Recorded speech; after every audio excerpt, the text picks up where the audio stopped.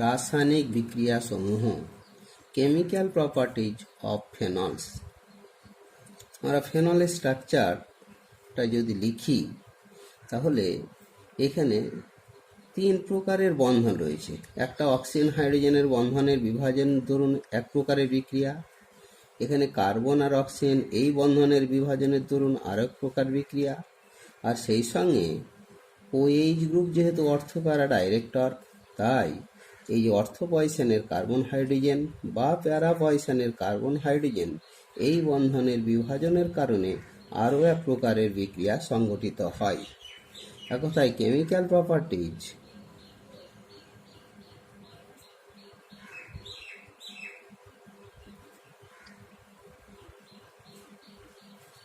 of phenol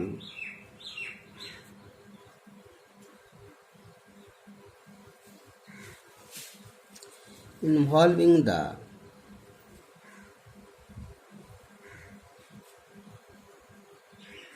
cleavage of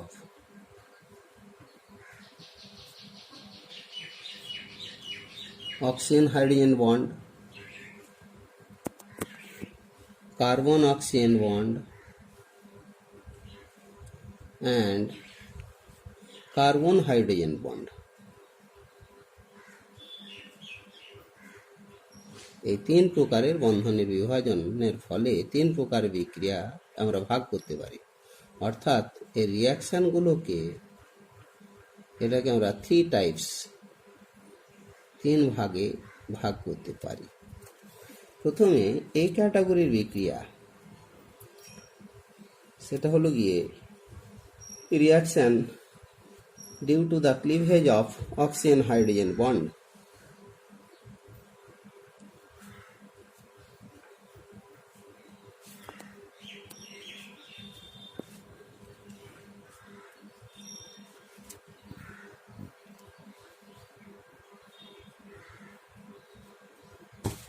এটাই এই বিক্রিয়ায় মূলত হাইড্রোজেনটা প্রোটন আকারে নির্গমন ঘটে।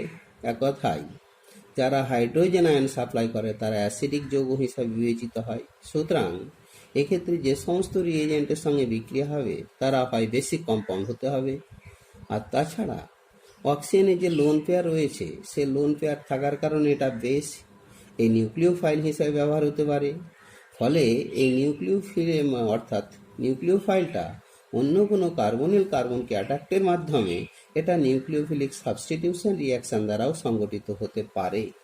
কতগুলো এক্সাম্পল আকারে বলি যে 1 নম্বরের ফেনল C6H5OH বেসিক সাবস্টেন্স হিসেবেতে যদি সোডিয়াম বা পটাশিয়াম এই জাতীয় স্ট্রং ইলেকট্রোপজিটিভ মেটালগুলো আমরা যদি নিয়ে থাকি তাহলে সেক্ষেত্রে যে প্রোডাক্ট হবে হাইড্রোজেনটা রিপ্লেসড হয়ে গেল সোডিয়াম ফেনক্সাইড অথবা পটাশিয়াম ফেনক্সাইড C6H5O- K+, আর তার সঙ্গে হাইড্রোজেনের নির্গমনটা ঘটল। পরবর্তীতে যদি ক্ষারও নিয়ে থাকি ফেনলের সঙ্গে C6H5OH, এটা হয় NaOH অথবা KOH ক্ষারটা নেওয়া হলো, এর পরিপ্রেক্ষিতে আবার ওই একই প্রোডাক্টগুলো পাওয়া গেল C6H5ONa অথবা C6H5OK, আর তার সঙ্গে জল হয়ে গেল। পরবর্তীতে এবারে ঠিক নিউক্লিওফিলিক সাবস্টিটিউশন রিয়াকশন যেন ঘটে তার জন্য যদি আমরা রিয়েজেন্ট থেকে বিশেষ করে কার্বনিল গ্রুপযুক্ত যৌগ, সেই ক্ষেত্রে ফেনল তার সঙ্গে সিও গ্রুপ রয়েছে এরকম একটা যৌগ নিলাম অ্যাসিটাইল ক্লোরাইড CH3COCl। এক্ষেত্রে হাইড্রোজেন আর ক্লোরিন সংযোগের মাধ্যমে HCl বেরিয়ে গেল, পিরিডিনের উপস্থিতিতে বিক্রিয়াটি যদি সংঘটিত হয় খুব দ্রুত গতিতে বিক্রিয়াটি ঘটবে আর তৈরি হলো C6H5 ও CO CH3 অর্থাৎ ফিনাইল অ্যাসিটেট।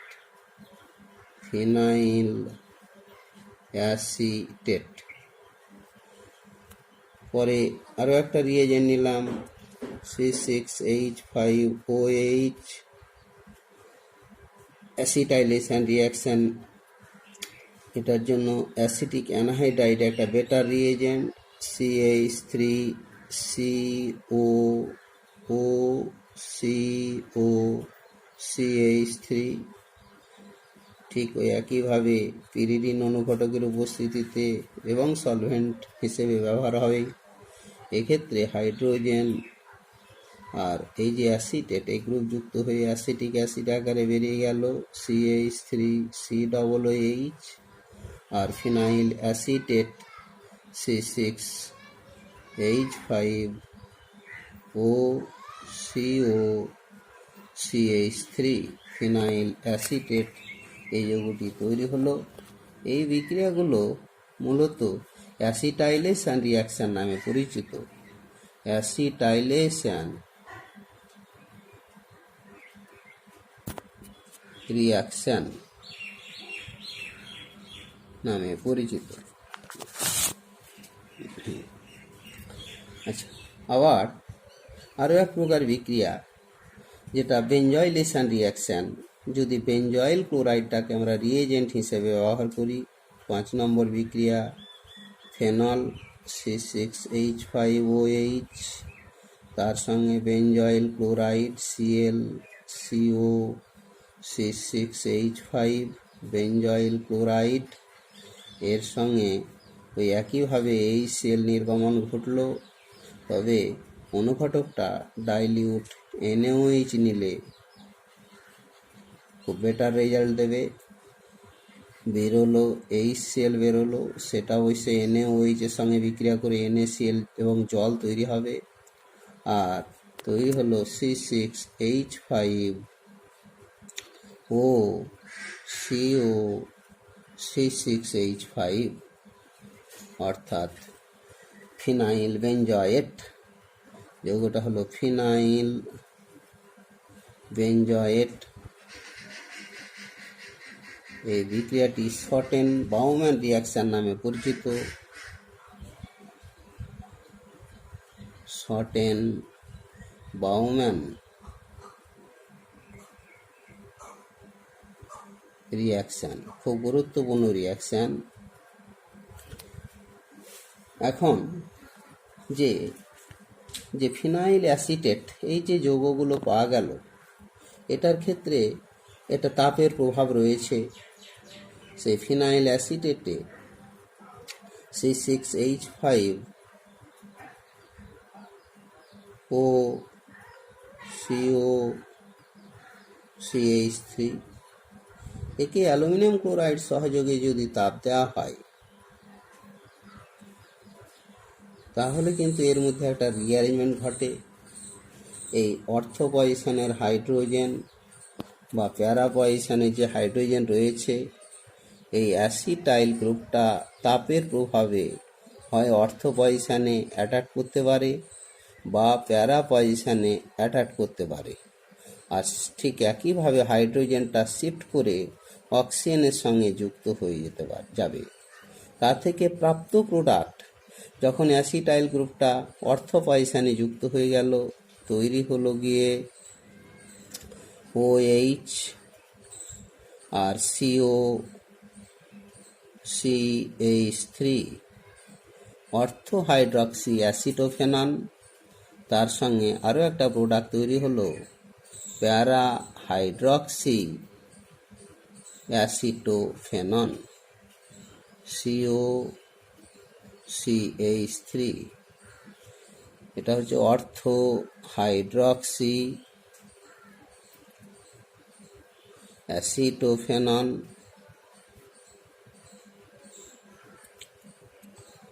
এই প্যারা হাইড্রক্সি অ্যাসিটোফেনন। এক্ষেত্রে শুধু একটা রিঅ্যারেঞ্জমেন্ট ঘটছে। এখন কম তাপমাত্রায় এই অর্থ প্রোডাক্টটা মেজর প্রোডাক্ট, বেশি তাপমাত্রায় প্যারা প্রোডাক্টটা মেজর প্রোডাক্ট। এই রিঅ্যারেঞ্জমেন্টটার নাম হলো ফ্রিজ রিঅ্যারেঞ্জমেন্ট বা ফ্রাইজ রিঅ্যারেঞ্জমেন্ট।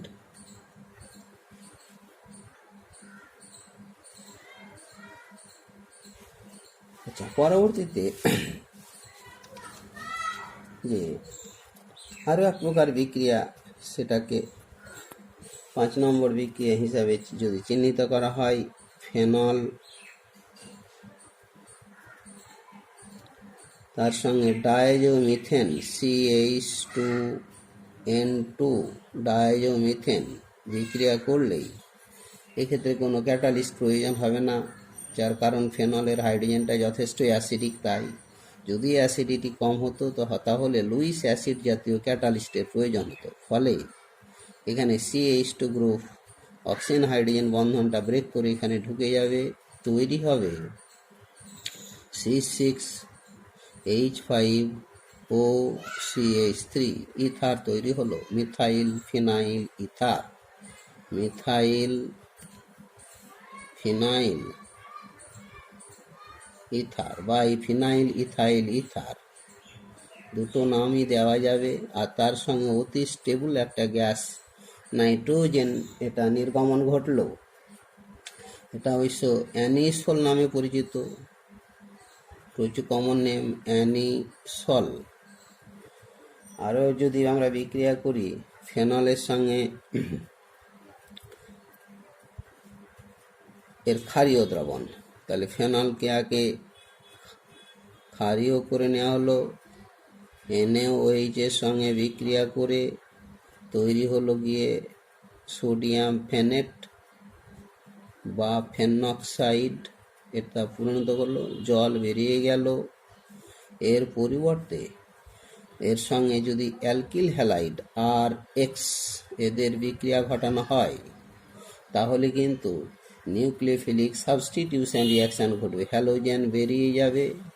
আর এটা আবার একটা স্ট্রং নিউক্লিওফাইলে পরিণত হলো, নিউক্লিওফাইল আর কে অ্যাটাক করে দিল, তৈরি হলো C6H5OR আর তার সঙ্গে NaX, এটা ইথার তৈরি হলো। বিক্রিয়াটি মূলত SN2 টাইপের বিক্রিয়া এবং উইলিয়ামসন সিনথেসিস নামে পরিচিত। উইলিয়ামসন সিনথেসিস রিয়াকশন নামে এটা পরিচিত। এক্ষেত্রে অ্যালকিল গ্রুপটা যেরকম নেওয়া হবে, মিথাইল হ্যালাইড নিলে অ্যানিসল, ইথাইল হ্যালাইড নিলে ফেনিটল ইত্যাদি ইত্যাদি, এই জাতীয় ইথার যৌগগুলো তৈরি হবে। আমরা আরও এক প্রকার বিক্রিয়া, এটার ক্ষেত্রে phenol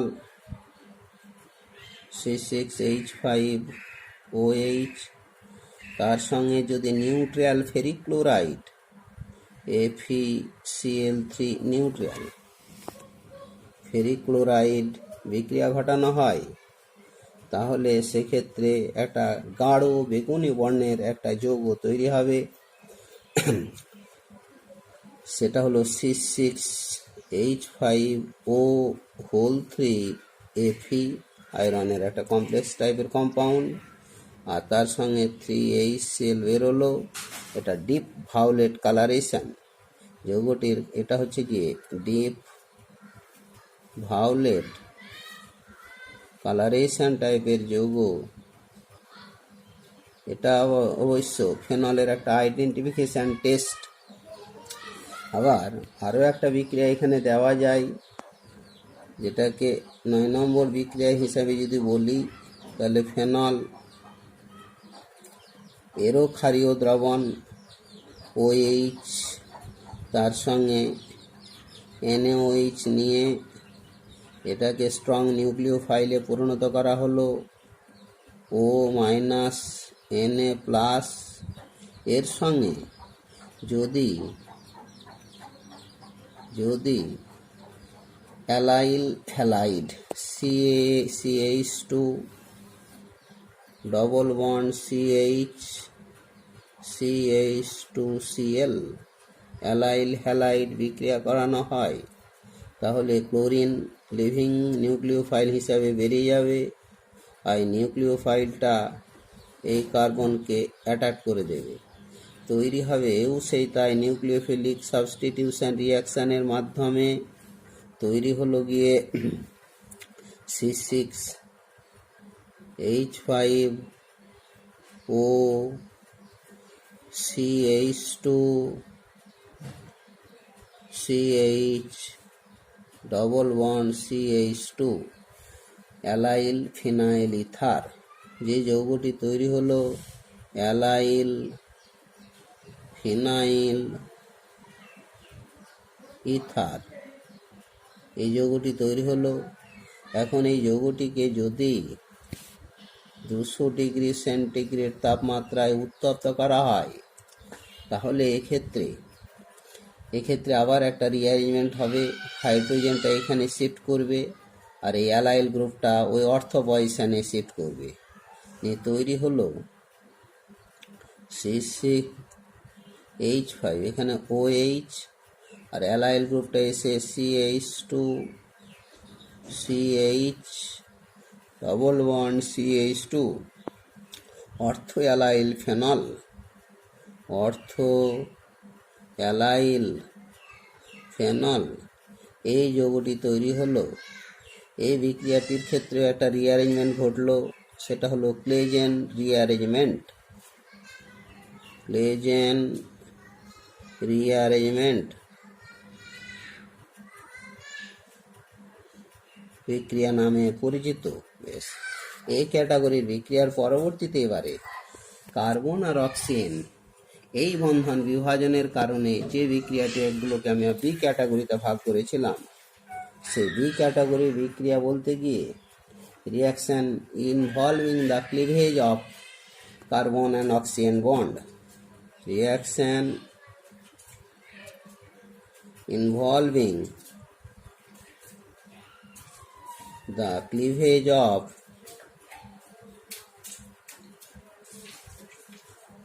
carbon and oxygen bond, এই টাইপের বিক্রিয়া দু একটা এক্সাম্পল বলি। ফেনল জিঙ্ক সহযোগে উত্তপ্ত করলে যদি হিট দেওয়া যায়, তাহলে তৈরি হবে বেঞ্জিন C6H6 বেঞ্জিন তৈরি হয়ে গেল, আর অক্সিজেনটা জিঙ্কের সঙ্গে যুক্ত হয়ে জিঙ্ক অক্সাইডে পরিণত হলো। খুব পরিচিত বিক্রিয়া। পরবর্তীতে 2 নম্বর বিক্রিয়া ফেনল, এটা যদি PCl5 এর সঙ্গে বিক্রিয়া ঘটানো হয়, প্রথম ধাপে PCl5 এর বিভাজনটা এরকম ঘটবে, PCl Cl আর 3টে Cl ফসফরাসের সঙ্গে থেকে গেল, নিয়ে হয়ে গেল C6H5Cl ক্লোরোবেঞ্জিন HCl, তারপরে phosphorus oxy trichloride POCl phosphorus oxy trichloride. এক্ষেত্রেও কিন্তু ফেনলটা যেহেতু সাবস্ট্রেট, পুনরায় এই যৌগটির সঙ্গে আবার 3 মোল ফেনল HOC6H5 HOC6H5 HOC6H5 3 মোল ফেনল থেকে 3টে হাইড্রোজেন আর ফসফরাস অক্সি ট্রাইক্লোরাইড 3টে ক্লোরিন মিলে 3 মোল HCl বেরিয়ে যাবে, তৈরি হবে 3 মোল HCl তৈরি হয়ে গেল, আর তৈরি হলো C6H5 PO4, C6H5 PO4 ট্রাইফিনাইল phosphate. এই ট্রাইফিনাইল ফসফেটটাই আসলে মেজর প্রোডাক্ট, এইটাই হলো গিয়ে মেজর প্রোডাক্ট, আর ক্লোরোবেঞ্জিনটা হয় মাইনর প্রোডাক্ট। এটা হলো ট্রাইফিনাইল ফসফেট আচ্ছা। পরবর্তীতে 3 নম্বরের বিক্রিয়া ফেনল, তার সঙ্গে অ্যামোনিয়া গ্যাস অ্যানহাইড্রাস জিঙ্ক ক্লোরাইডের সঙ্গে যদি বিক্রিয়া ঘটানো হয় জিঙ্ক ক্লোরাইড 300 ডিগ্রি সেন্টিগ্রেড তাপমাত্রায়, তাহলে সেক্ষেত্রে বিক্রিয়া ওএইচটা রিপ্লেসড হবে, অর্থাৎ একটা হাইড্রোজেন আর ওএইচ মিলে জল আকারে বেরিয়ে যাবে, আর তৈরি হলো C6H5NH2 অ্যানিলিন, এই যৌগটি তৈরি হলো। এক্ষেত্রেও তাই, ওএইচটা NH2 দ্বারা রিপ্লেসড হলো। বেশ, তৃতীয় ক্যাটাগরির বিক্রিয়া সি ক্যাটাগরির বিক্রিয়া, যেখানে তোমার রিয়াকশান ইনভলভিং বেঞ্জিন রিং, যেখানে বিক্রিয়াটি বেঞ্জিন বলয়টি অংশগ্রহণ করে বিক্রিয়ায়। Reaction involving benzene ring, that is reaction due to the cleavage of carbon এবং hydrogen bond, carbon hydrogen bond cleavage হয়ে থাকে এক্ষেত্রে। বেশ, এক্ষেত্রে বেশ কতগুলো এক্সাম্পল দেওয়া হচ্ছে। ফেনল,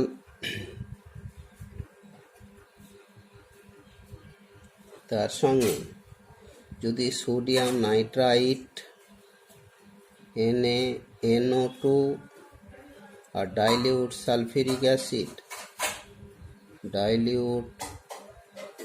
সালফিউরিক অ্যাসিডের বিক্রিয়ায় উৎপন্ন হবে নাইট্রাস অ্যাসিড, আর নাইট্রাস অ্যাসিড সেই সঙ্গে তাপমাত্রাটা যদি 0 থেকে 5 ডিগ্রি সেন্টিগ্রেড হয়ে থাকে, সেক্ষেত্রে তৈরি হবে প্যারা পয়সানে NO গ্রুপটি যুক্ত হবে, অর্থাৎ C6 ফেনল আর প্যারা পয়সানে NO এই গ্রুপটি যুক্ত হয়ে প্যারা নাইট্রোসো ফেনল, এই যৌগটি তৈরি হলো মেজর প্রোডাক্ট আকারে প্যারা নাইট্রোসো ফেনল। অবশ্যই এই যৌগটিকে যদি আবার অক্সিডাইজ করা হয় অক্সিডাইজিং এজেন্ট দিয়ে, অক্সিডাইজিং এজেন্ট হিসাবে পুনরায় নাইট্রিক অ্যাসিড যদি এবার নেওয়া হয়, তাহলে NOটা NO2-তে জারিত হয়ে প্যারা নাইট্রোফেনল একমাত্র প্রোডাক্ট আকারে তৈরি হবে, প্যারা নাইট্রোফেনল। এই বিক্রিয়ার ক্ষেত্রে এই HNO2 থেকে প্রাপ্ত নাইট্রোসোনিয়াম আয়ন, এটা হচ্ছে কি নাইট্রোসোনিয়াম আয়ন, এটা ইলেকট্রোফাইল রূপে ব্যবহার হয়ে থাকে, ইলেকট্রোফাইল। ফলে বিক্রিয়াটি ইলেকট্রোফিলিক সাবস্টিটিউশন রিয়াকশন নামে পরিচিত। SE of aromatic electrophilic substitution reaction নামে পরিচিত। আবার ফেনল, এটার ক্ষেত্রে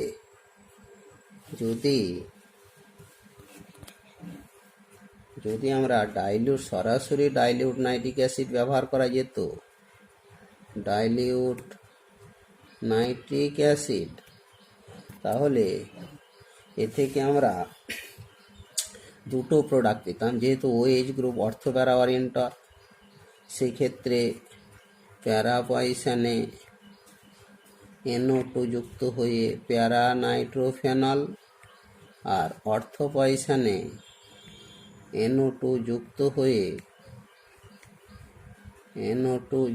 হয়ে অর্থ নাইট্রোফেনল, অবশ্য অর্থো নাইট্রোফেনলের ক্ষেত্রে মেজর প্রোডাক্ট হবে, আর এটা হবে গিয়ে মাইনর প্রোডাক্ট। এই মেজর প্রোডাক্টের মূল কারণটা হলো এক্ষেত্রে ইন্ট্রামলিকুলার হাইড্রোজেন বন্ড ফর্ম করে। এটা major product due to the formation of intramolecular hydrogen bond। আবার ফেনলে যদি নাইট্রেটিং রিয়েজেন্ট ব্যবহার করা হয়, অর্থাৎ concentrated nitric acid plus concentrated sulphuric acid, সেক্ষেত্রে ফেনল এটা যেহেতু অর্থোপ্যারা ডাইরেক্টর, সুতরাং অর্থোপ্যারা সমস্ত পয়সানেরই এইচটা NO2 দ্বারা রিপ্লেসড হবে, নিয়ে 2,4,6 try nitrophenol picric acid. 2,4,6 try nitrophenol, এটা পিক্রিক অ্যাসিড নামে পরিচিত। এই যৌগটি তৈরি হবে।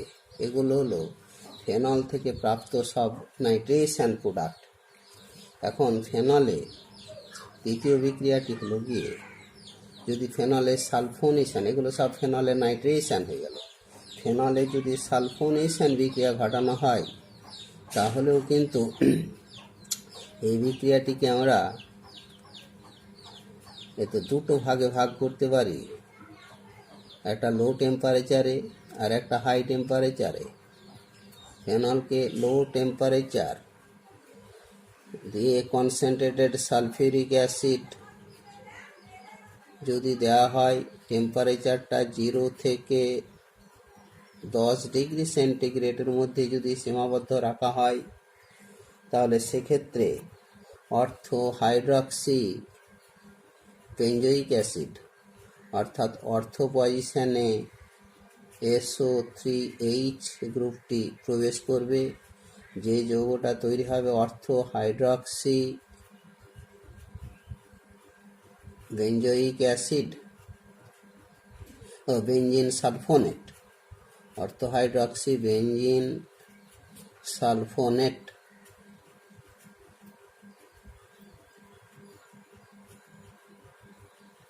আর যদি বেশি তাপমাত্রা দিয়ে ট্রিটমেন্ট করা হয়, কনসেন্ট্রেটেড সালফিউরিক অ্যাসিড, তাপমাত্রাটা 80 থেকে 100 ডিগ্রি সেন্টিগ্রেড যদি উত্তপ্ত করা হয়, তাহলে সেক্ষেত্রে প্যারা হাইড্রক্সি বেঞ্জিন সালফোনিক অ্যাসিড।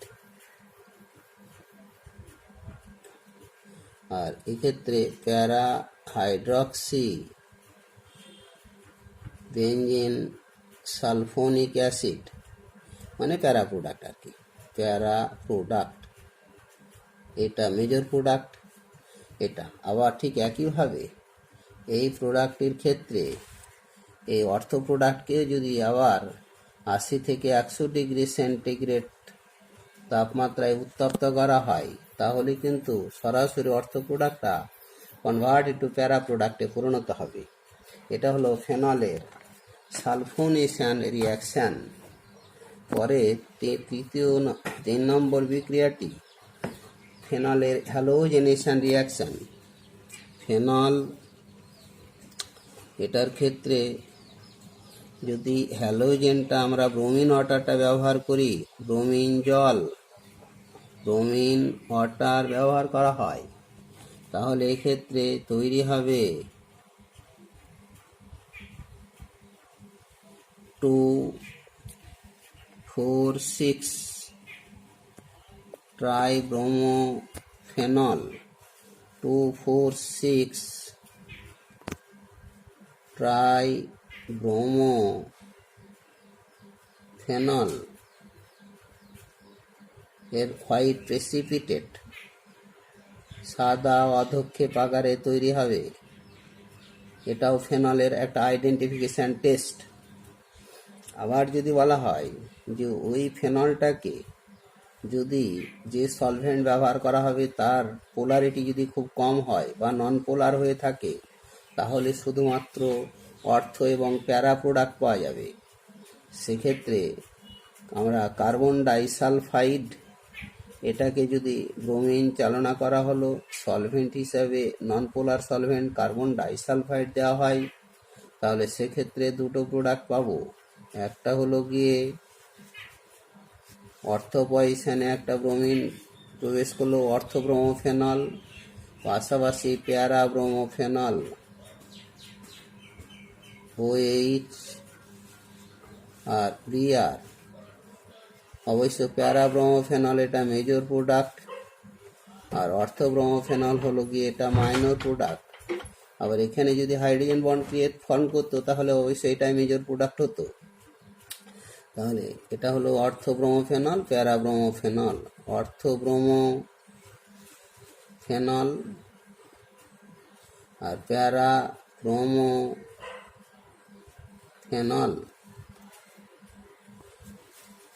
যদি এবারে হ্যালোজেনে ক্লোরিনের ক্ষেত্রে একই রকমভাবে প্রযোজ্য হবে। 4 নম্বর বিক্রিয়াটি, এটা নেম রিয়াকশন নামে পরিচিত। এটা রাইমার-টিমান রিয়াকশন। রাইমার-টিমান reaction,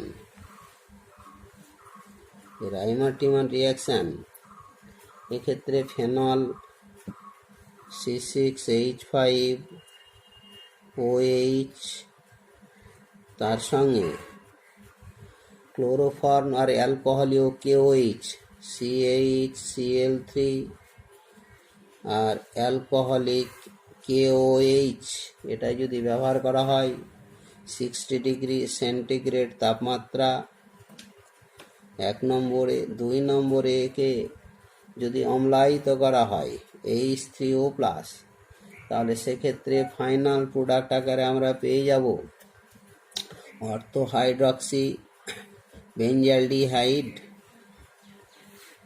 অর্থো hydroxy benzaldehyde. এটা মেজর কমন নেম হচ্ছে স্যালিস্যালডিহাইড, স্যালিস্যালডিহাইড। সেই সঙ্গে আরও একটা প্রোডাক্ট মাইনর প্রোডাক্ট আকারে তৈরি হয়, সেটা হলো গিয়ে প্যারা হাইড্রক্সি বেঞ্জালডিহাইড। প্যারা হাইড্রক্সি বেঞ্জালডিহাইড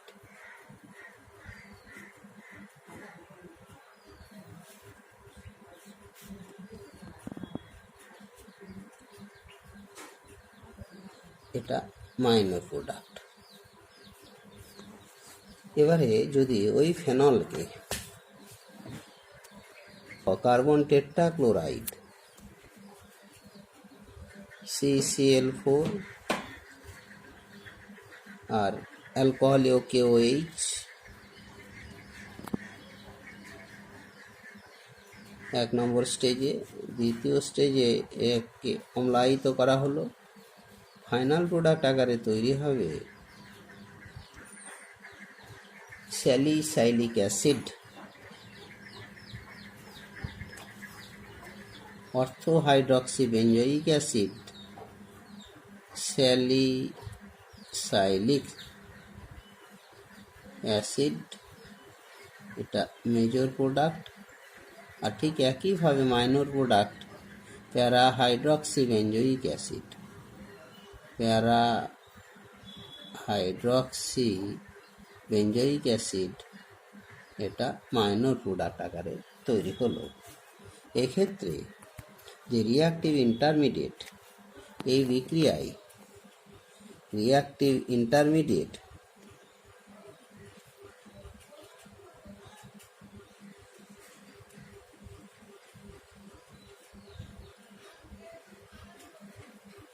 যেটা তৈরি হয় ডাইক্লোরোকার্বিন CCl ডট। এটা ইলেকট্রোফাইল, একটা নিউট্রাল ইলেকট্রোফাইল, নাম ডাইক্লোরোকার্বিন। বিশেষ করে স্যালিসাইলডিহাইডের ক্ষেত্রে এই ইলেকট্রোফাইলটা তৈরি হয়। আরও একটা গুরুত্বপূর্ণ রিয়াকশান, সেটা হলো কোল স্মিথ রিয়াকশান। 5 নম্বর বিক্রিয়া কোল স্মিথ রিয়াকশান। এতে phenol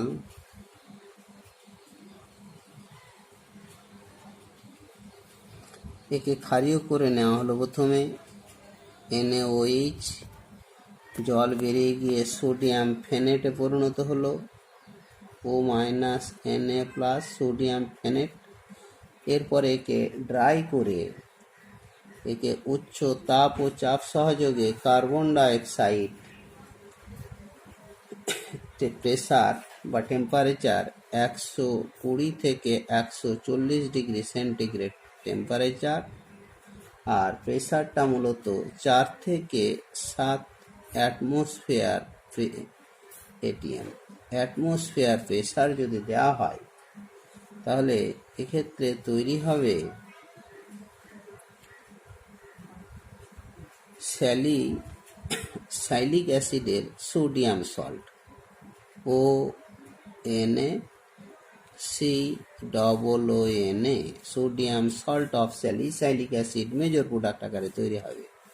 sodium salt of salicylic acid, একে অম্লায়িত করে নিলে তখন স্যালিসাইলিক অ্যাসিড তৈরি হবে, OHCOOH,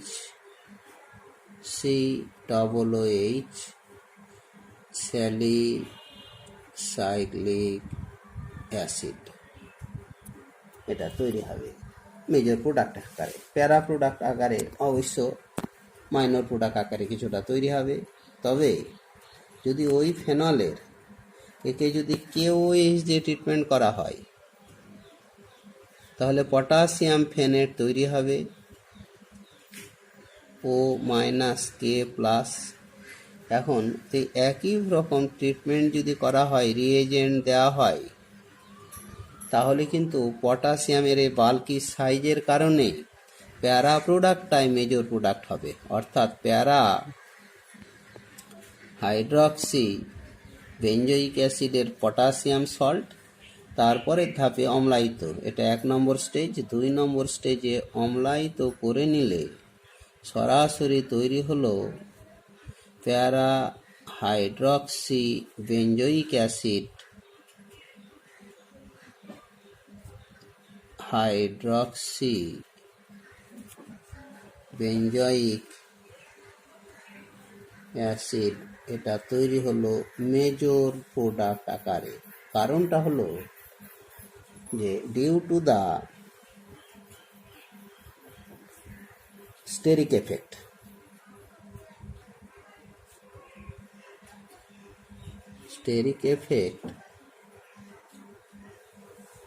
of bulky potassium ion. Potassium আয়নের এই বড় সাইজের কারণে, বাল্কি সাইজের কারণেই অর্থ প্রোডাক্টটা মাইনর প্রোডাক্ট হয়ে গেল এবং প্যারা প্রোডাক্টটা মেজর প্রোডাক্ট হলো। এখন স্যালিসাইলিক অ্যাসিডের কতগুলো গুরুত্বপূর্ণ বিক্রিয়া, যেগুলো হলো স্যালিসাইলিক অ্যাসিডের মধ্যে যদি গাঢ় সালফিউরিক অ্যাসিডের উপস্থিতিতে মিথাইল অ্যালকোহল চালনা করা হয় তাহলে এখানে অ্যাসিড আর এখানে অ্যালকোহলের বিক্রিয়ায় এস্টার জাতীয় যৌগটা তৈরি হবে, সেটা হলো গিয়ে মিথাইল স্যালিসাইলেট, OH। অ্যাসিডের OH আর অ্যালকোহলের H মিলে তৈরি হলো COCH3, মিথাইল স্যালিসাইলেট।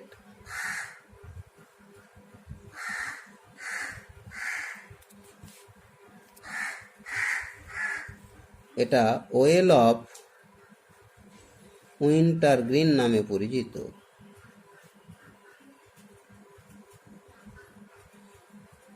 পরবর্তীতে স্যালিসাইলিক অ্যাসিডকে উপর যদি ফেনল চালনা করা হয় ফসফরাস অক্সিটাইক্লোরাইডের উপস্থিতিতে এক্ষেত্রেও এস্টারিফিকেশনের মতো বিক্রিয়াটি ঘটবে। তৈরি হবে C6H5CO C6H5 ও C6H5 ফিনাইল স্যালিসাইলেট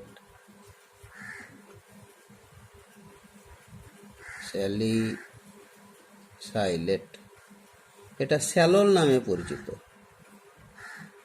এটা ইন্টারনাল অ্যান্টিসেপটিক হিসাবে এর যথেষ্ট ব্যবহার রয়েছে।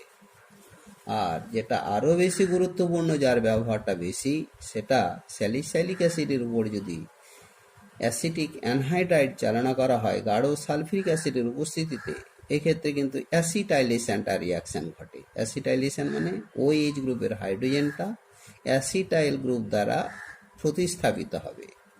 C6H5O CO CH3 আর COOH অবিকৃত থেকে গেল। এটা অ্যাসিটাইল স্যালিসাইলিক অ্যাসিড নামে পরিচিত। অ্যাসিটাইল স্যালিসাইলিক অ্যাসিড এর পরিচিত নাম অ্যাসপিরিন।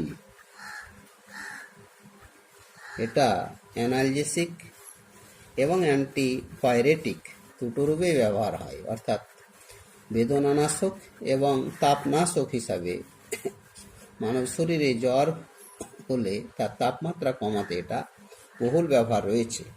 আরও দুটো রয়েছে বের গুরুত্বপূর্ণ ধর্ম, সেটা হলো এই যে অর্থোহাইড্রক্সি বেঞ্জোইক অ্যাসিড অথবা প্যারাহাইড্রক্সি বেঞ্জোইক অ্যাসিড। অর্থোহাইড্রক্সি বেঞ্জোইক অ্যাসিড অর্থাৎ স্যালিসাইলিক অ্যাসিড অথবা প্যারাহাইড্রক্সি বেঞ্জোইক অ্যাসিড, দুটো যৌগের ক্ষেত্রে যদি এক্ষেত্রে ব্রোমিন জল চালনা করা হয়, ব্রোমিন জল, তাহলে একই সঙ্গে ডিকার্বক্সিলেশন এবং ব্রোমিনেশন ঘটবে, নিয়ে ফাইনাল প্রোডাক্ট আকারে তৈরি হবে 2,4,6 ট্রাইব্রোমোফেনল Br হোয়াইট প্রেসিপিটেট। 2,4,6 ট্রাইব্রোমোফেনলের হোয়াইট প্রেসিপিটেট আর সেই সঙ্গে কার্বন ডাইঅক্সাইড 2,4,6 ট্রাইব্রোমোফেনল, এটা হোয়াইট প্রেসিপিটেট সাদা অধক্ষেপ আকারে তৈরি হবে আর সেই সঙ্গে এ থেকে কার্বন ডাইঅক্সাইড বেরিয়ে যাবে, তাহলে ডিকার্বক্সিলেশন হলো, আবার সেই সঙ্গে ব্রোমিনেশন ঘটলো। একইভাবে এতে যদি নাইট্রিক অ্যাসিড গাঢ় লঘু দুটোই, এক্ষেত্রেও ডিকার্বক্সিলেশন হবে আর নাইট্রেশন ঘটবে।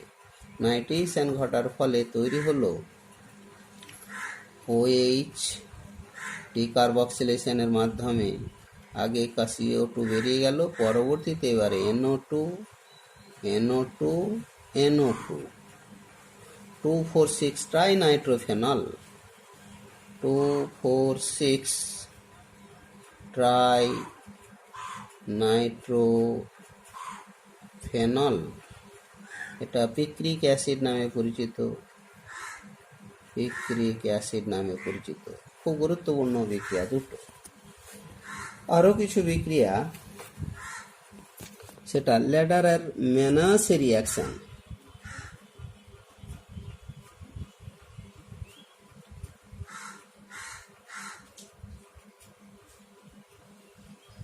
এক্ষেত্রে ফেনল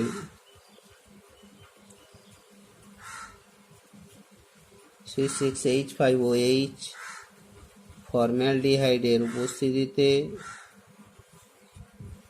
অ্যাসিড বা অ্যালকালাইন মিডিয়ামে, অ্যাসিড অথবা অ্যালকালাইন মিডিয়ামে বিক্রিয়া করলে তৈরি হবে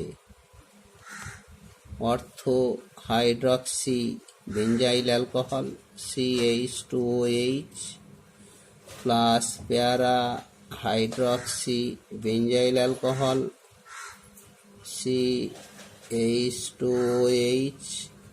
আবার ফর্মালডিহাইড এক্সেস হয়ে থাকলে দুটো পজিশনে যুক্ত হবে CH2OH গ্রুপ, অর্থ পজিশনেও যুক্ত হবে, আবার প্যারা পজিশনেও যুক্ত হবে।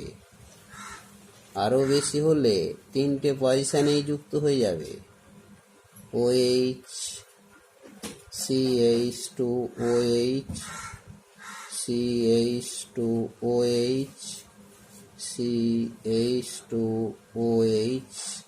সমস্ত প্রোডাক্টগুলোই তৈরি হবে, সেটা নির্ভর করবে ফর্মালডিহাইডের পরিমাণের উপরে। উৎপন্ন প্রোডাক্টগুলো পুনরায় পলিমারাইজেশনের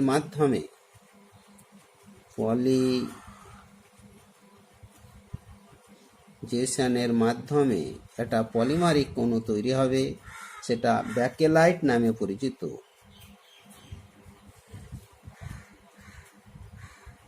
ব্যাকেলাইট খুব গুরুত্বপূর্ণ একটা পলিমার।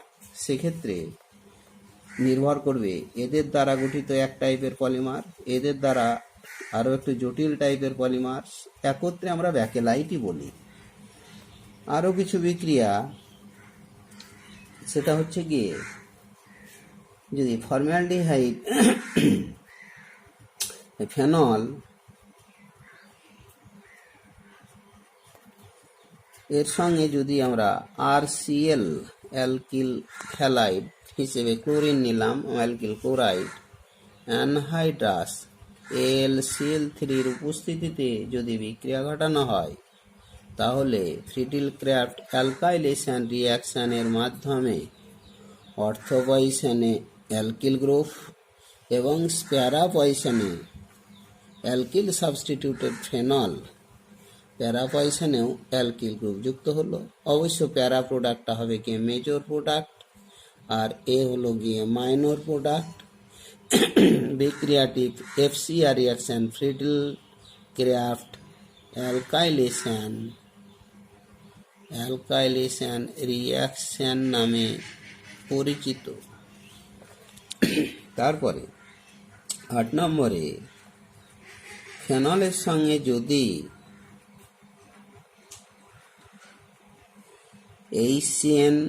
HCl এর উপস্থিতিতে হাইড্রোজেন সাইনাইড আর HCl উপস্থিতিতে আর সেই সঙ্গে ক্যাটালিস্ট হিসেবেতে অ্যানহাইড্রাস AlCl3 যদি বিক্রিয়া ঘটানো হয়, তাহলে সেক্ষেত্রে মেজর প্রোডাক্ট আকারে তৈরি হবে ortho hydroxy benzaldehyde.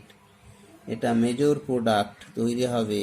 Major product হওয়ার মূল কারণ এখানে ইন্ট্রামলিকুলার হাইড্রোজেন বন্ধন গঠন করে, তাই তা না হলে প্যারা প্রোডাক্টটাই মেজর প্রোডাক্ট হতো। বিক্রিয়াটি গ্যাটারম্যান রিয়াকশন বা সিনথেসিস নামে পরিচিত। তারপরে দু একটা রিডাকশন রিয়াকশন 8-9 নম্বরের। ফেনল একে যদি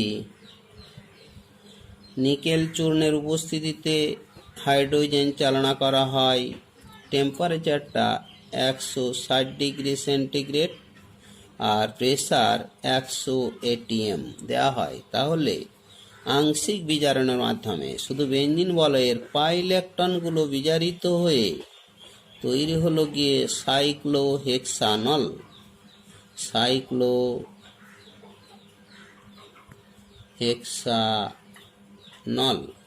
যৌগটা তৈরি হলো, এটা আসলে রিডাকশন রিয়াকশন। ফেনল কাপলিং বিক্রিয়ায় অংশগ্রহণ করে। কাপলিং বিক্রিয়ার ক্ষেত্রে OH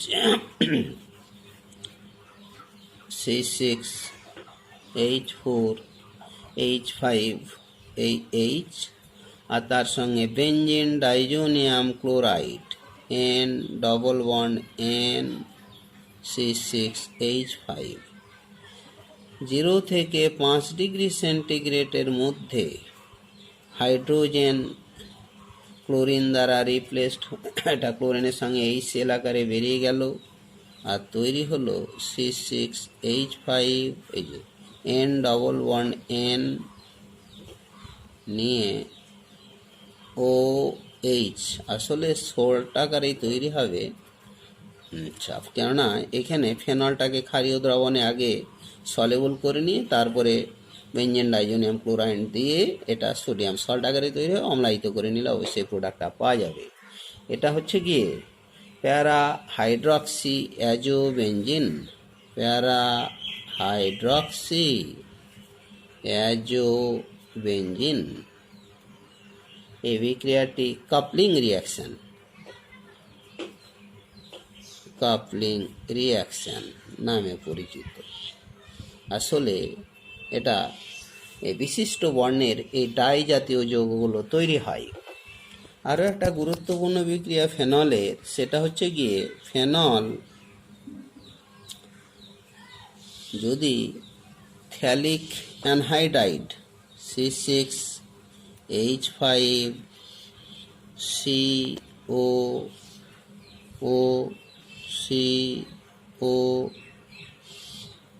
এই থ্যালিক অ্যানহাইডাইডের সঙ্গে গাঢ় সালফিউরিক অ্যাসিডের উপস্থিতিতে কয়েক ড্রপ গাঢ় সালফিউরিক অ্যাসিড যদি মেশানো হয়, তাহলে সেক্ষেত্রে একটা গুরুত্বপূর্ণ ইন্ডিকেটর জাতীয় যৌগ তৈরি হয়, ফেনন্যাপথ্যালিন। অর্থাৎ স্ট্রাকচারটা হবে এরকম যে এর 2 মোল আর 1 মোল থ্যালিক অ্যানহাইড্রাইড। এক্ষেত্রে প্রোডাক্টটা এখানে 2 মোল ফেনলটা লিখছি যে C6H5, এটা OH, প্যারাপয়সেন একটা হাইড্রোজেন, আর একটা ফেনল লেখা হলো OH, প্যারাপয়সেনের একটা হাইড্রোজেন, এই একটা অক্সিজেন, আর এই দুটো হাইড্রোজেন মিলে এই জল আকারে বেরিয়ে গিয়ে যে যৌগটা তৈরি হলো ফেনন্যাপথ্যালিন নামে সেটা পরিচিত। C6H5, C double bond O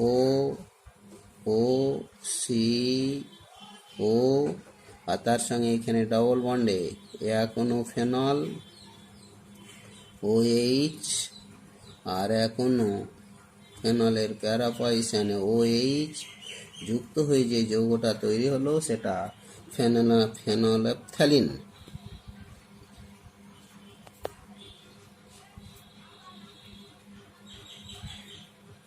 নামে পরিচিত। এটা গুরুত্বপূর্ণ একটা ইন্ডিকেটর হিসাবে এটা ব্যবহার হয়ে থাকে। বেশ, আজকে এখানেই শেষ করা হলো।